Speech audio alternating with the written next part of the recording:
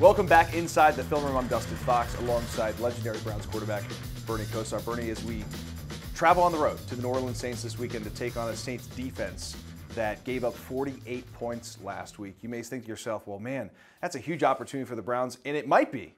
But it's a Saints defense that was stingy a year ago, and they've got playmakers all across the board. In fact, we're going to look at one of those guys right here in Marshon Lattimore, a guy who was a first-round pick from the Ohio State Buckeyes a season ago, who was a dominant cornerback. Let's start with the pressure first, Bernie, because you were explaining to me before we started talking about this play, the double A-gap pressure, that creates opportunities for guys like Lattimore to make plays.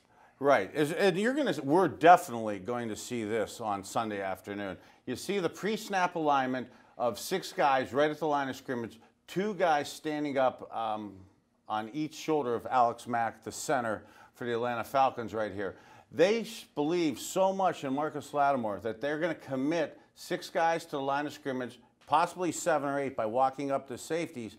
That creates one-on-one coverage. Look at the whole field, basically, that Lattimore has to cover here.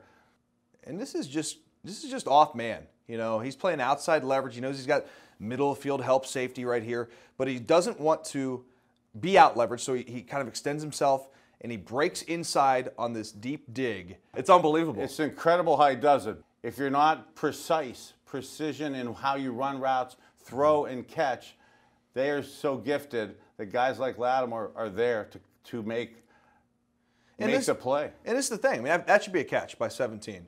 But he drops the football, pops up in the air, and Lattimore, right place, right time. Again, he had 5 interceptions last year, and this is one of them right here.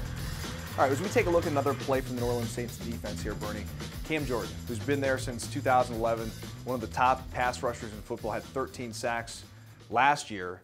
Here he is at the bottom of the screen, and you talk about twists in games from defensive linemen, Bernie. New Orleans is rushing 4 guys here, 7 in coverage. You should have plenty of time to throw, yet Cam Jordan on this tackle end game right here, bam, get off me, 73. He ends that successful play. Yeah, look at this, free rush, throws the right tackle away and just bursts inside to make the sack. You say, well, why didn't the quarterback see that and get away?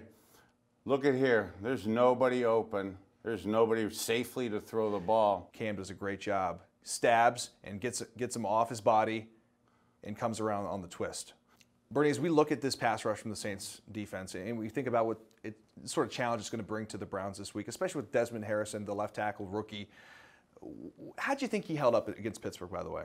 Well, I like his footwork and his balance. And you see Coach Wiley's a big believer in your balance and keeping your core. I thought he did a nice job with that. You know, the pre-snap penalties, you want to get away from that. Sure. Getting his first game under his belt, I think is important. But just like we saw in this last play here, the Saints have cute little things that they'll have planned for him to isolate probably guys like Cam Jordan on him to see if he's able to make the adjustment in game 2, playing on turf in a faster environment. That's a good point, Bernie. All right, he's Bernie Kosar. I'm Dustin Fox. That was a look at the New Orleans Saints defense.